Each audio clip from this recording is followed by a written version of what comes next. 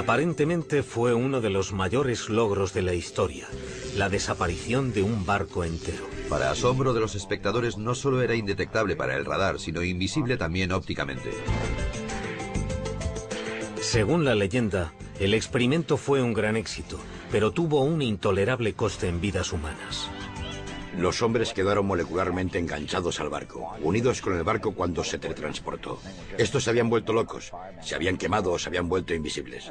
A esos tripulantes les pasaron cosas horribles.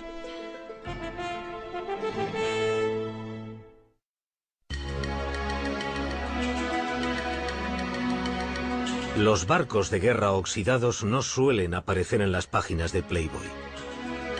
Aún así, entre los desnudos de la edición griega de 1996 hay fotos de un barco llamado Leone.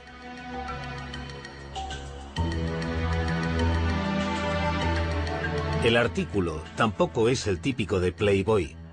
Describe cómo el Leone, un destructor estadounidense de la Segunda Guerra Mundial, se desguaza tras medio siglo de servicio y casi 4 décadas con la Marina griega.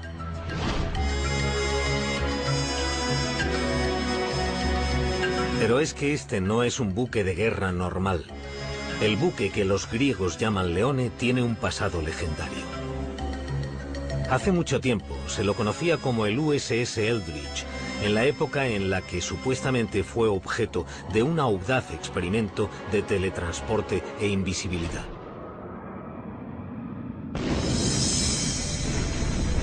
El experimento tuvo lugar durante los primeros años de la Segunda Guerra Mundial como contramedida contra los U-boats alemanes.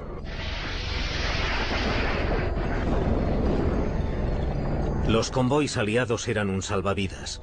Traían hombres, productos y armas en el momento de mayor necesidad, pero eran lentos y problemáticos, y a menudo estaban fabricados con piezas de barcos viejos y decrépitos. Los barcos que los protegían estaban por detrás de los submarinos enemigos, ya que tenían mayores ángulos de rotación. Un U-boat podía maniobrar mucho mejor que un destructor, meterse en el convoy y centrarse en un objetivo sin defensas.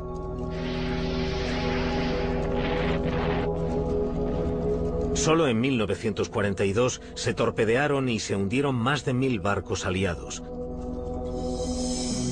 Para combatir a los submarinos, la Marina estadounidense desarrolló un barco de guerra más manejable llamado destructor escolta. Un destructor escolta es un barco antisubmarino. Es como un destructor, pero no es tan rápido. Y tiene un radio de giro mucho más pequeño. Puede que no solo tuviera una mejor maniobrabilidad. Los que creen en el experimento Filadelfia dicen que había planes para darle al destructor escolta una gran ventaja sobre los submarinos. Invisibilidad. El supuesto invento de nada menos que Albert Einstein. Einstein, de hecho, trabajaba para la Marina en esa época. Oficialmente trabajaba en ideas para armas convencionales, incluyendo torpedos y minas submarinas. Pero eso era para ocultar el verdadero proyecto de Einstein, o eso dicen los que creen en la historia, entre ellos un supuesto testigo ocular del experimento llamado Carlos Allende. Según Allende, la Marina usó una variación de la teoría del campo unificado de Einstein, que en ese momento estaba supuestamente incompleta. Usaron la teoría del campo unificado para curvar la luz, para volver invisible el barco, porque estaba rodeado de una niebla electromagnética. También fue Allende el que desveló la identidad del presunto barco de pruebas, un destructor escolta llamado USS Eldridge. Ese salto a lo desconocido de la tecnología no se hizo sin miedos, o eso es lo que dice Alfred Bielek, que declara haber formado parte del equipo científico. Todos estábamos muy preocupados y debo añadir que desde 3 días antes, desde el 9º día, muchos de los que formábamos parte de ese equipo y trabajábamos en el proyecto tuvimos una extraña sensación que nos indicaba que algo iba muy mal. Sin embargo, en julio de 1943, en el muelle de Filadelfia, se dio el visto bueno al experimento. Alrededor del Eldridge se encendieron potentes campos electromagnéticos. A bordo, una reducida tripulación. Científicos y oficiales lo miraban desde una distancia segura. El único testigo ocular fue Carlos Allende, un marinero del Liberty. Y lo que afirma haber visto es un barco engullido por un fuego de San Elmo. Una niebla verde y densa.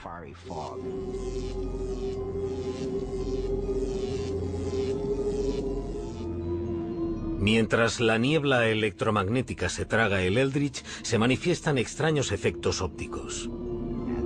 Y mientras miraba, pudo incluso meter un brazo en lo que él llamaba el terrible flujo de energía. Y el barco desapareció. Para asombro de los espectadores, no solo era indetectable para el radar, sino invisible también ópticamente. El Eldridge consiguió presuntamente la forma suprema de camuflaje, la invisibilidad. Pero entonces tuvo lugar un efecto aún más extraño: teletransporte.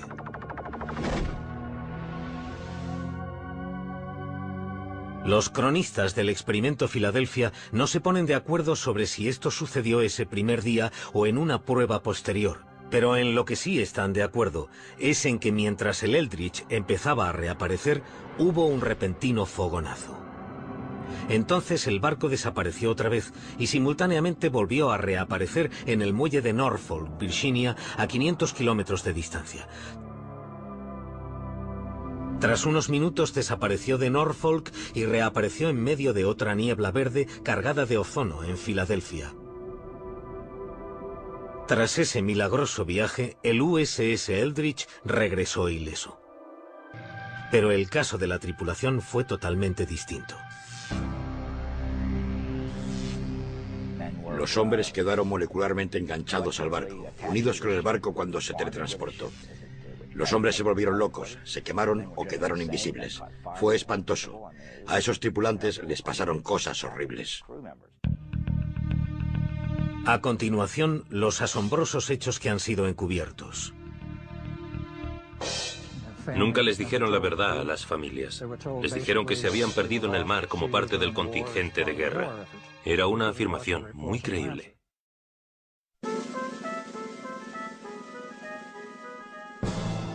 Muelle Naval de Filadelfia, verano de 1943. Según la leyenda, el USS Eldridge volvió tras ser teletransportado cientos de kilómetros. Cuando se materializó en la espesa y verde niebla, los observadores estaban alucinados por el logro. Pero su emoción se convirtió en horror. Las moléculas se habían mezclado, humanos y metal. Los miembros se habían fundido con los mamparos. Una visión espantosa. Lo primero que encontraron fue a dos marineros enterrados en la cubierta de acero. Estaban literalmente dentro del acero, muriéndose o casi muertos. Había dos más de pie en el mamparo, también enterrados en acero. El quinto hombre tenía la mano enterrada en el acero. Otros marineros habían desaparecido, se habían vaporizado. Los supervivientes tenían otros problemas debido a los poderosos campos electromagnéticos a los que habían estado expuestos. Los hombres se habían vuelto locos, se habían quemado o se habían vuelto invisibles. A esos tripulantes les pasaron cosas horribles. El problema era que el sistema nervioso humano no podía asimilar la exposición a campos magnéticos y eléctricos de ese nivel, y les causó daños neurales. El daño nervioso era tan grave que algunas de las víctimas fueron internadas mientras se las clasificaba como muertas en combate. Nunca les dijeron la verdad a las familias. Les dijeron que se habían perdido en el mar como parte del contingente de guerra. Era una afirmación muy creíble. En una de las versiones de la historia, los hombres eran susceptibles a algo llamado congelación, que era entrar y salir de la invisibilidad. Eso condujo al episodio más surrealista de la historia, nuevamente según Carlos Allende. En una taberna de los muelles había un grupo de marineros del Eldridge bebiendo. Una cosa llevó a la otra y estalló una pelea. Era una bronca de bar, pero con una diferencia. Los marineros aparecían y desaparecían. Los marineros involucrados en el altercado se volvieron invisibles. Se disiparon en el aire ante los asustados clientes y camareras. Estaban ahí y de repente habían desaparecido.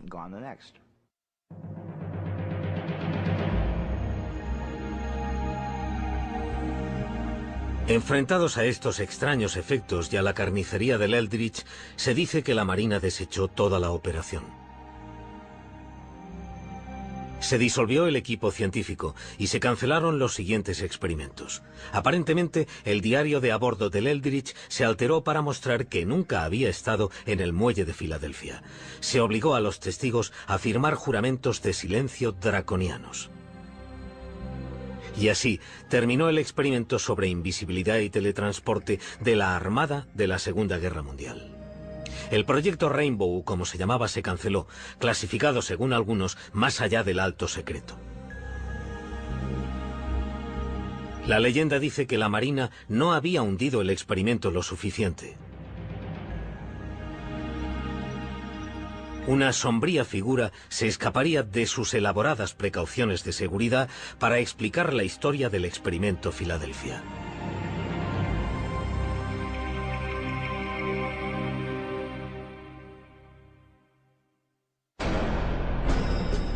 A continuación, los secretos de la Marina anotados en un libro legendario, unas revelaciones sorprendentes. Esos tres escritores resolvían todos los misterios del universo. Hablaban de modos y métodos de viaje usados por los ovnis. Hablaban sobre el comportamiento y la ética de los seres que gobernaban esas naves espaciales.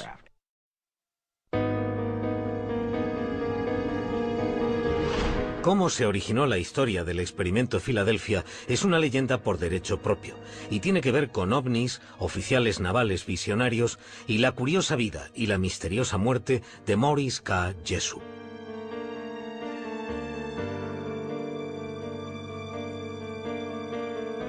Jessup era científico y escritor, uno de los primeros investigadores de lo paranormal. Las cosas inexplicables le producían curiosidad y siempre pensó que la ciencia debía estudiar las excepciones, las irregularidades, creo que las llamaba, las cosas que no encajaban con las teorías. En 1955 publicó The Case for the UFO. El libro es un valiente intento por legitimizar un tema que las revistas baratas y las películas de serie B ya habían corrompido.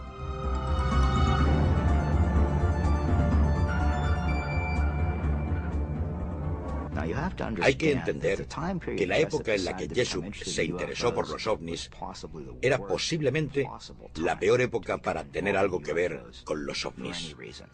El gobierno tomaba duras medidas contra cualquier creyente.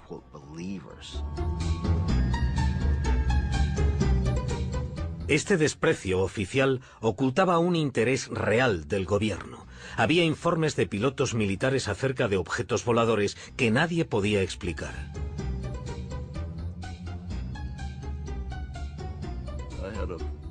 Tenía un hombre trabajando para mí, un teniente llamado Bill Ditch, que era uno de mis trabajadores más brillantes.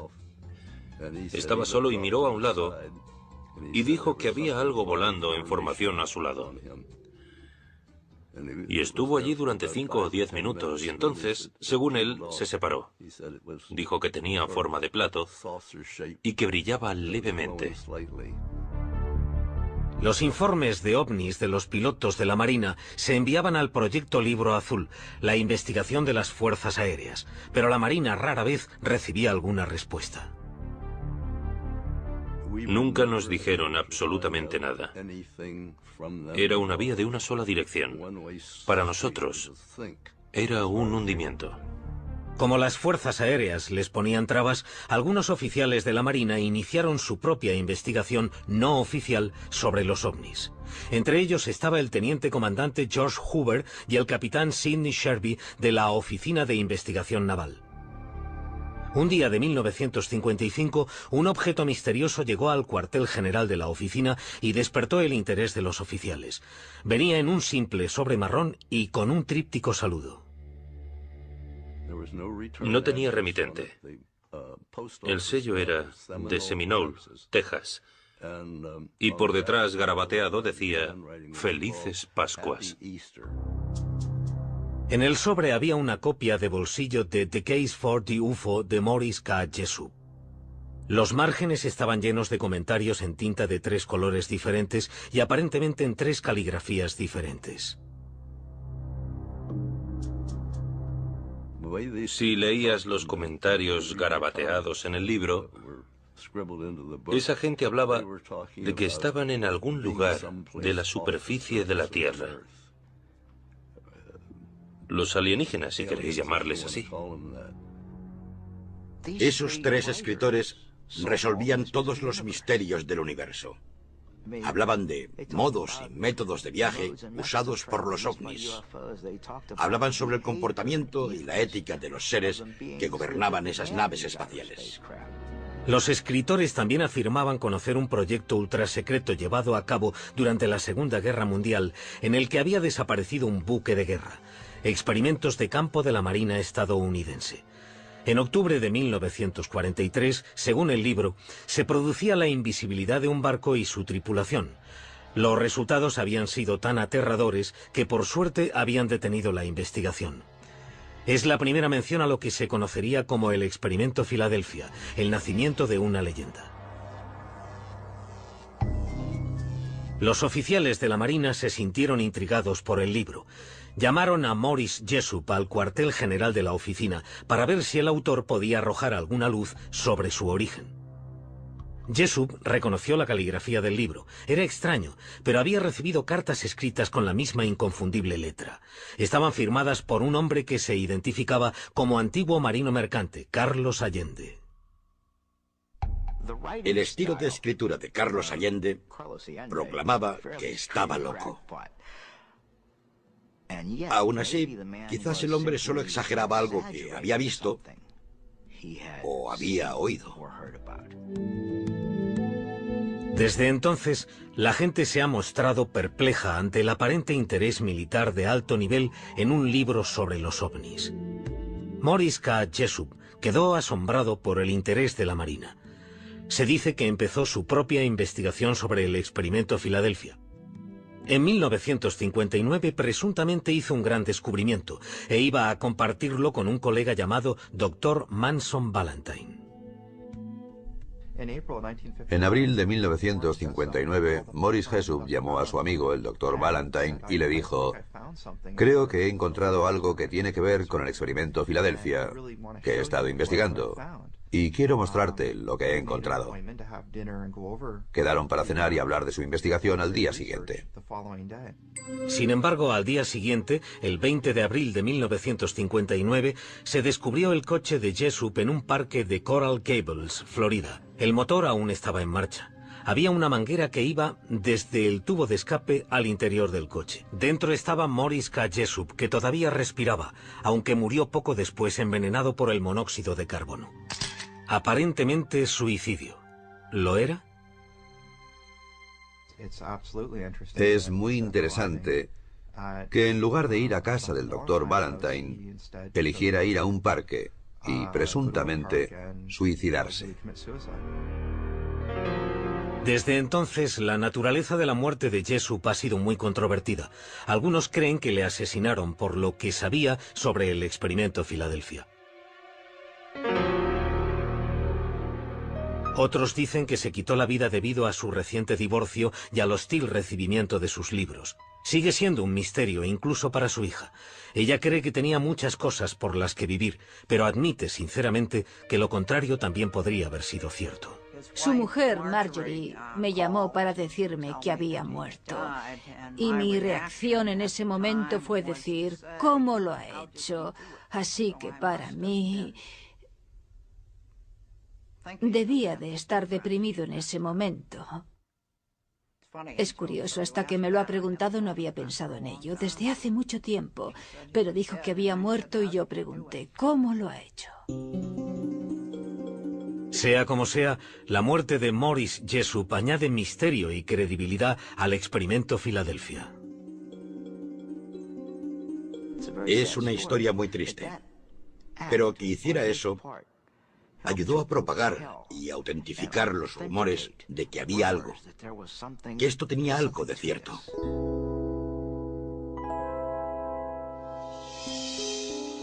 Tras la muerte de Jessup, hubo una infame reedición de su libro con todos sus extraños comentarios. Se rumoreaba que contenía los comentarios de 3 extraterrestres. El público oyó hablar de la llamada edición Barrow, pero nadie consiguió un ejemplar. Se rumoreaba que la Marina guardaba el libro en secreto. Asimismo, todo el mundo había oído hablar de Carlos Miguel Allende, pero nadie podía encontrarle. La gente buscaba a Carlos Miguel Allende por todas partes, pero él no paraba de moverse. Cambiaban los pueblos, cambiaban los sellos, cambiaban las direcciones remitentes. Siempre se estaba moviendo. Creía que estábamos todos de acuerdo en que no se le encontraría, que era un hombre muy misterioso. Posiblemente temía por su vida debido a lo que había visto. Pero, ¿qué sabía en realidad ese hombre misterioso y qué tenía que ocultar la Marina? A continuación, exponemos los hechos del misterioso y accidentado experimento. Y la tripulación del USS Eldridge cuenta lo que cree que ocurrió. Yo estuve en él prácticamente todos los días y estuve en todos los viajes que hizo. Y nunca fue a Filadelfia. Los extraterrestres habían fijado su residencia en Estados Unidos, en la cultura pop, si es que aún no lo habían hecho en persona.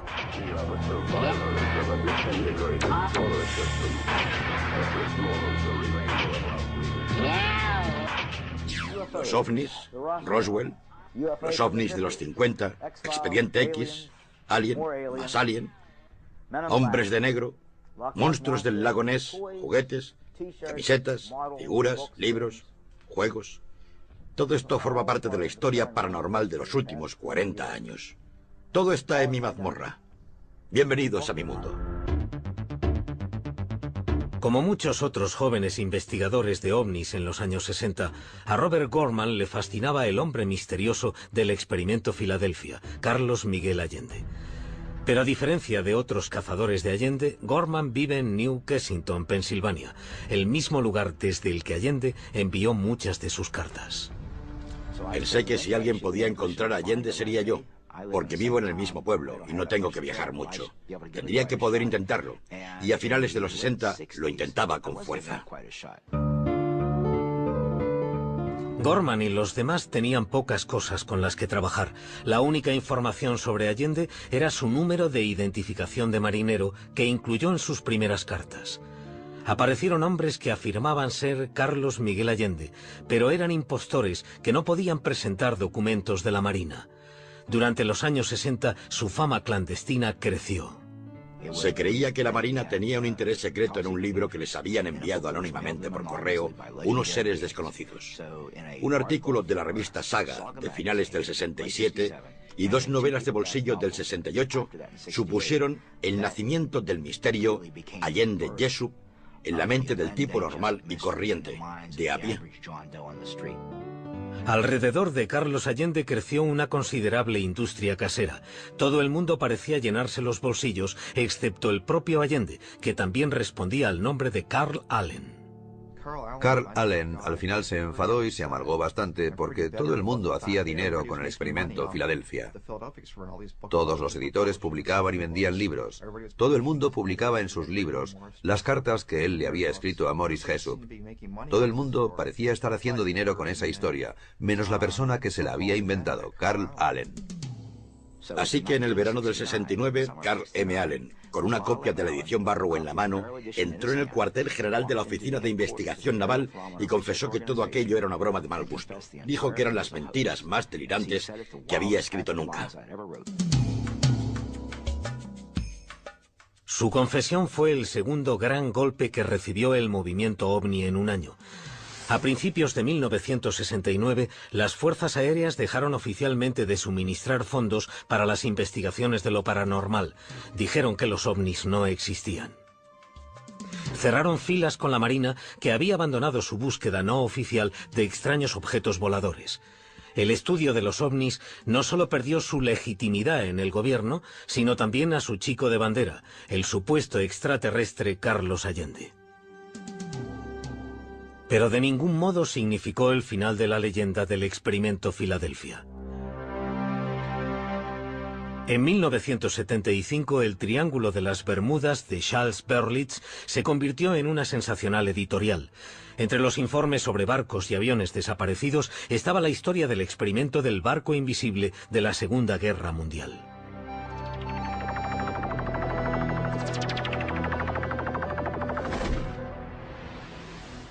Cuatro años después, Berlitz igualó el éxito de ese libro con El misterio de Filadelfia. Él y William Moore, coautor de la obra, hicieron un refrito de los conocidos relatos de Carlos Miguel Allende. Oportunamente, Allende se retractó de su confesión y volvió a predicar el evangelio del experimento de invisibilidad. Allende reveló por primera vez a William Moore la identidad del barco de pruebas, DE-173, el USS Eldridge. Los autores hablaron con miembros de la tripulación del Eldridge, pero las entrevistas no corroboraron el experimento. Yo estuve en él prácticamente todos los días y estuve en todos los viajes que hizo. Y nunca fue a Filadelfia. Si hubiera habido cualquier cotilleo, yo lo habría sabido, y no hubo ningún cotilleo sobre nada ultrasecreto en nuestro barco. En lugar de aceptarlo, los autores teorizaron que el experimento había tenido lugar con una tripulación especial antes de que el barco fuera usado oficialmente. Esta explicación también es discutida por miembros de la tripulación que dicen que estuvieron con el Eldridge desde su construcción hasta el combate. Algunos de los miembros de nuestra tripulación estaban en Newark, Port Newark, en el edificio federal de navegación. Estaban allí mientras se ensamblaba el barco para enterarse de todos sus entresijos, y zarparon con el Eldridge.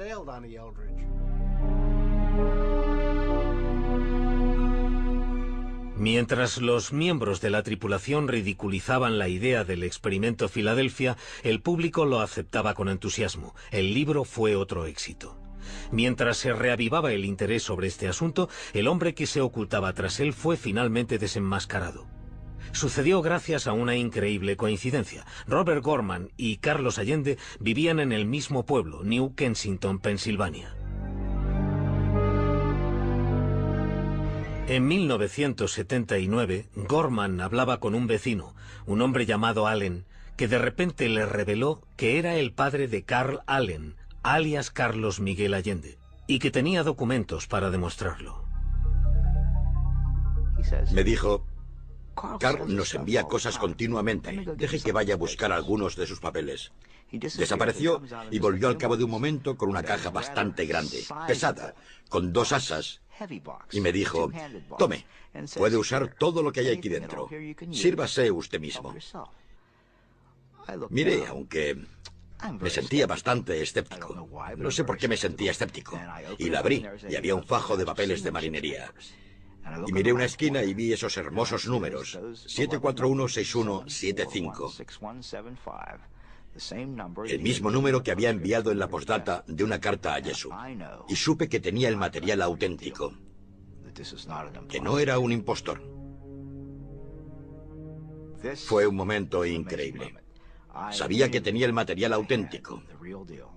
Carlos Miguel Allende.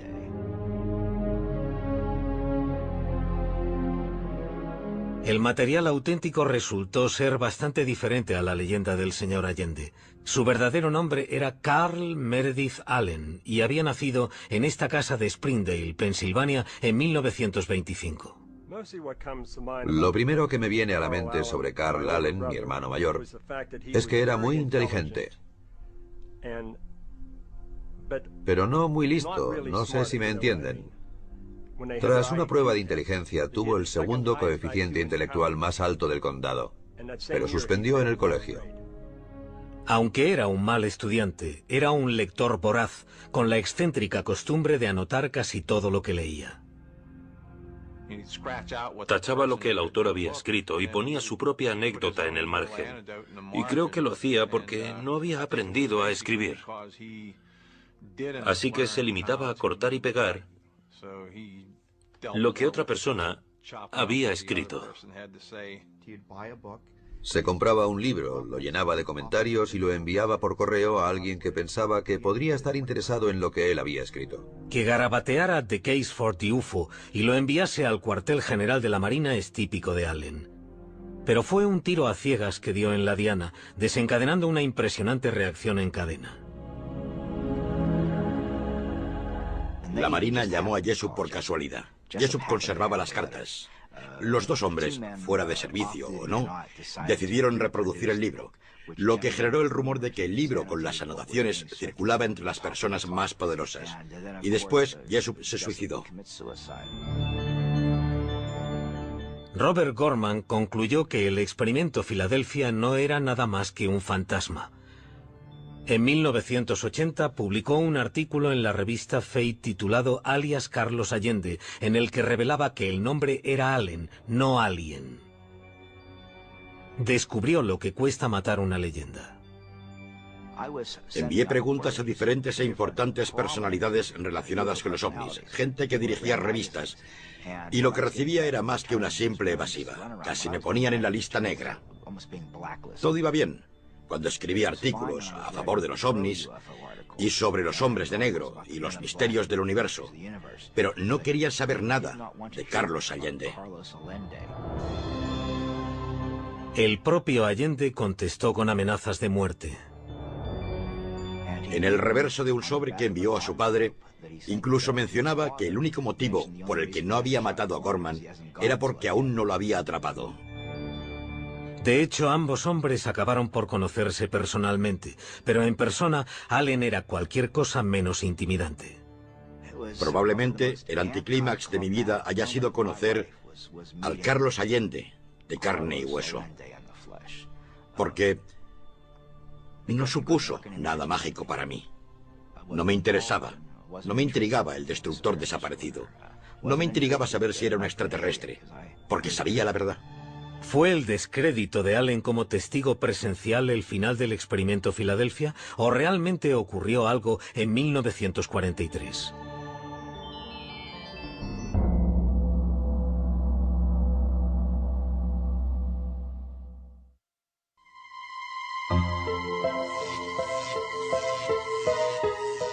A continuación, lo que dijo la Marina y cómo se desvaneció la leyenda del barco desaparecido. Nos pareció que lo que esos chicos decían sobre volver invisible un barco era hablar por hablar. Verano de 1996, 53 años después de haber estado supuestamente involucrado en un experimento sobre la invisibilidad, el USS Eldridge vuelve a desaparecer. Desde 1955, el buque de guerra ha servido en la Marina griega bajo un nombre nuevo, el Leone. Pero los oficiales griegos no saben dónde está. Les avergüenza contarle a un periodista de Playboy que le han perdido la pista a un barco de 1.200 toneladas. El Eldridge, también conocido como Leone, pronto aparece en un depósito de rescate de Creta. Su más reciente desaparición se ha debido a un error burocrático, no a un experimento ultrasecreto. Su última aparición es en la revista Playboy, antes de que lo desguacen con sopletes y lo vendan como chatarra. ¿Pero qué tienen de ciertos los rumores sobre un experimento ultrasecreto durante la Segunda Guerra Mundial? En esa época había la tecnología necesaria para volver algo ópticamente invisible. ¿Encontraron la manera de teletransportar un objeto de un sitio a otro instantáneamente? A principios de los años 40, en cierto modo se habían puesto en marcha técnicas de invisibilidad. Iban desde simples pantallas de humo a un ingenioso plan para camuflar los aviones que en clave se llamaba Yehoti. Proyecto Yehoti. Se equipan dos aviones con faros sellados en las alas para iluminar la silueta del avión a cielo abierto. Tuvo un relativo éxito. La Marina consideró todas las opciones para esconder sus barcos de los submarinos que los rondaban, incluso el truco de un mago llamado Joseph Dunninger. El señor Daninger, para obtener más publicidad, dijo que podía hacer invisibles los barcos de guerra. Convocó una conferencia de prensa para demostrarlo. Y dijo que, bueno, no tenía un barco de guerra y que, por supuesto, no cabría en una sala de hotel. Así que haría desaparecer una foto. Y lo hizo. Hizo desaparecer la foto del barco de guerra. Los militares se enteraron y fueron a verle. Y le obligaron a decir que no, que realmente no tenía ningún modo de hacer invisibles los barcos de guerra. Pero mencionó que había un par de técnicas que le rondaban por la cabeza que podrían hacerlos un poco más difíciles de ver. Lo que les dijo se mantuvo en secreto. Y Daninger se lo llevó a la tumba. Otra práctica naval pudo alimentar la fábrica de rumores, una técnica para esconder a los barcos de las minas magnéticas llamada desmagnetización. La desmagnetización es un método en el que se ponen cables en el casco de un barco para hacerlo invisible a las minas magnéticas. Siempre sabíamos que iba a haber desmagnetización, porque recogían todos los relojes. Cualquier cosa que dijera la hora, lo recogían todo, y lo dejaban en tierra para que el campo magnético no estropeara los relojes. Durante la Segunda Guerra Mundial, la Marina tenía una zona de pruebas poco conocida en Chesapeake Bay. Cualquier buque de guerra equipado con un equipo desmagnetizador les habría visitado. Y cuando un barco tenía un equipo de desmagnetización, se usaba en esa zona para ver si hacía contacto con alguno de los puntos de control o no. Y cuando pasaba y no dejaba ninguna señal, se consideraba que el equipo de desmagnetización funcionaba y se dejaba marchar el barco.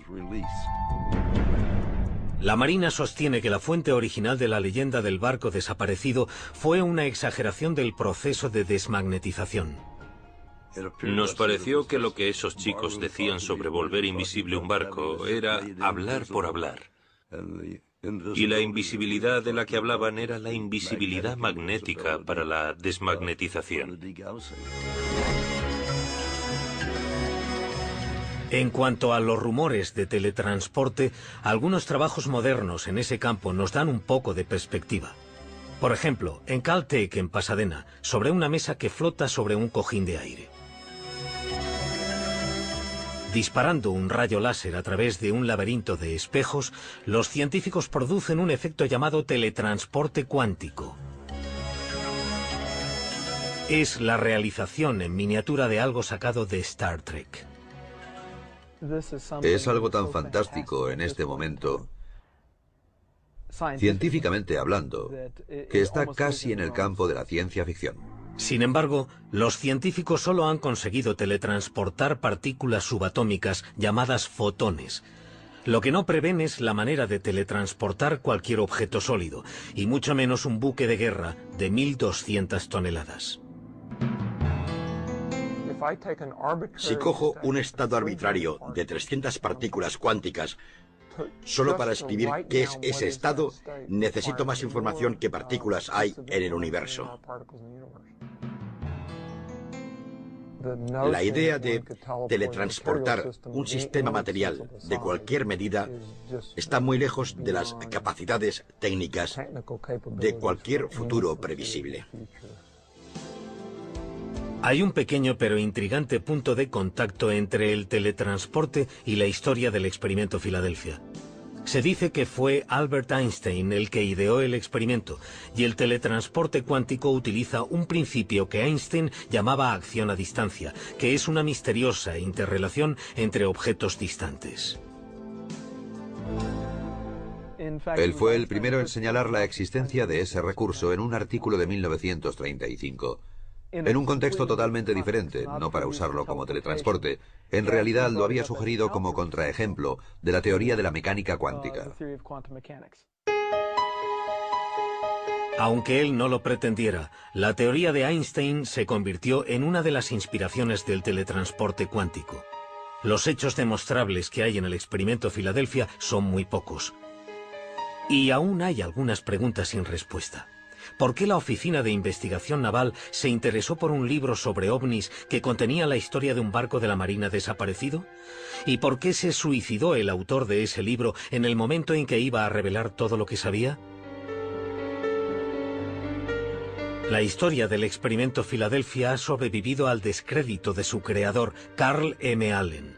Ha vivido más que el propio Allen, que murió en un asilo de Colorado en 1994. El misterio y el mito continuaron evolucionando. Giro mucho más pequeño. Puede que no solo tuviera una mejor maniobrabilidad. Los que creen en el experimento Filadelfia dicen que había planes para darle al destructor escolta una gran ventaja sobre los submarinos. Invisibilidad. El supuesto invento de nada menos que Albert Einstein.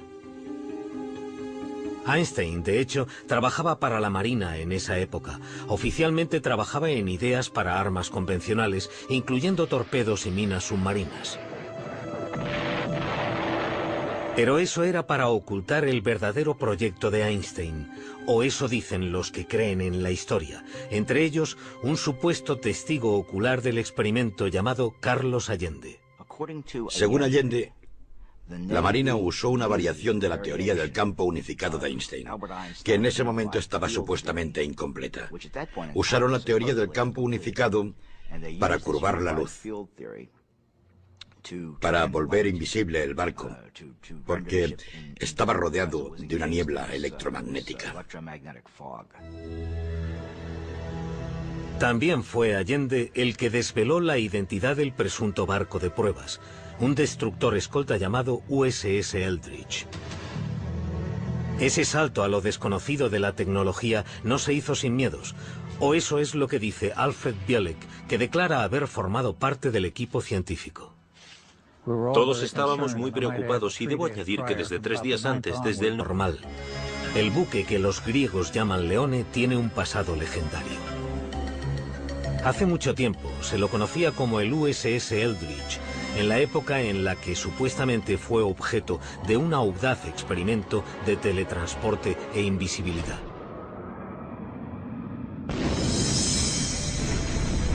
El experimento tuvo lugar durante los primeros años de la Segunda Guerra Mundial como contramedida contra los U-boats alemanes.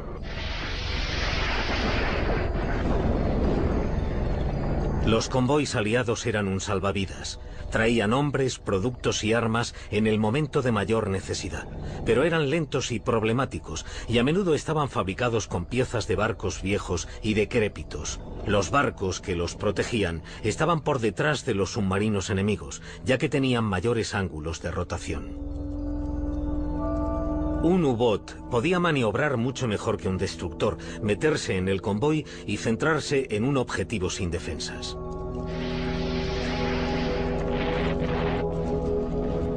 Solo en 1942 se torpedearon y se hundieron más de 1000 barcos aliados. Para combatir a los submarinos, la Marina estadounidense desarrolló un barco de guerra más manejable llamado destructor escolta. Un destructor escolta es un barco antisubmarino. Es como un destructor, pero no es tan rápido. Y tiene un radio de giro.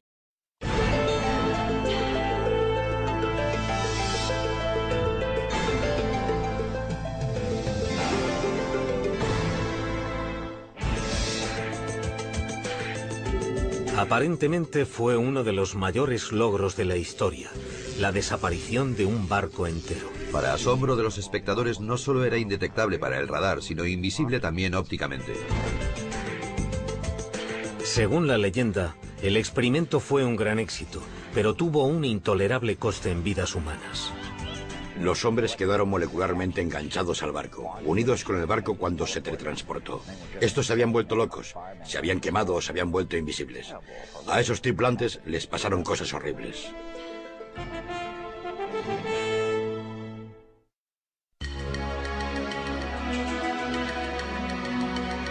Los barcos de guerra oxidados no suelen aparecer en las páginas de Playboy.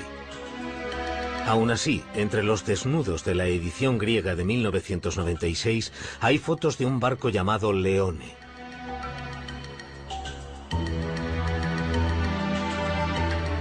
El artículo tampoco es el típico de Playboy.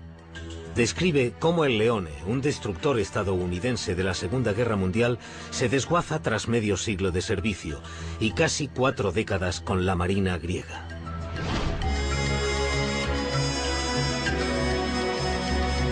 Pero es que este no es un buque de guerra, no. Noveno día, muchos de los que formábamos parte de ese equipo y trabajábamos en el proyecto tuvimos una extraña sensación que nos indicaba que algo iba muy mal. Sin embargo, en julio de 1943, en el muelle de Filadelfia, se dio el visto bueno al experimento. Alrededor del Eldridge se encendieron potentes campos electromagnéticos. A bordo, una reducida tripulación. Científicos y oficiales lo miraban desde una distancia segura. El único testigo ocular fue Carlos Allende, un marinero del Liberty. Y lo que afirma haber visto es un barco engullido por un fuego de San Elmo. Una niebla verde y densa.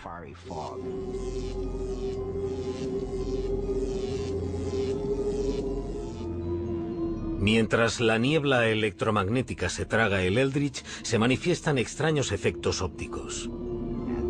Y mientras miraba, pudo incluso meter un brazo en lo que él llamaba el terrible flujo de energía. Y el barco desapareció. Para asombro de los espectadores, no solo era indetectable para el radar, sino invisible también ópticamente. El Eldridge consiguió presuntamente la forma suprema de camuflaje, la invisibilidad. Pero entonces tuvo lugar un efecto aún más extraño: teletransporte.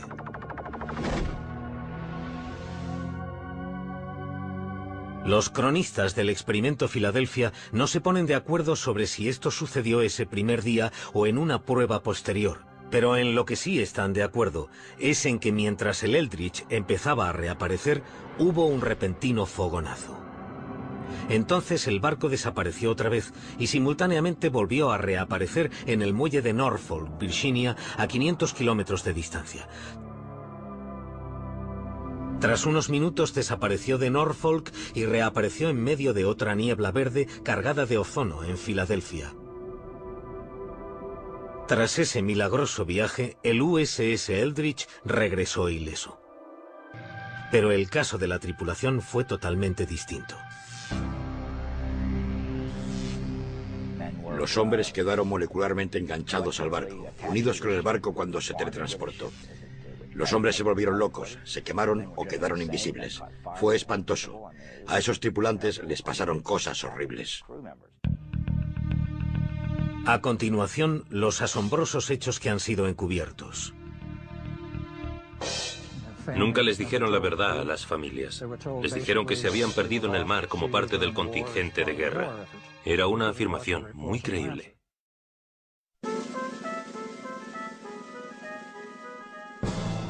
Muelle naval de Filadelfia, verano de 1943. Según la leyenda, el USS Eldridge volvió tras ser teletransportado cientos de kilómetros. Cuando se materializó en la espesa y verde niebla, los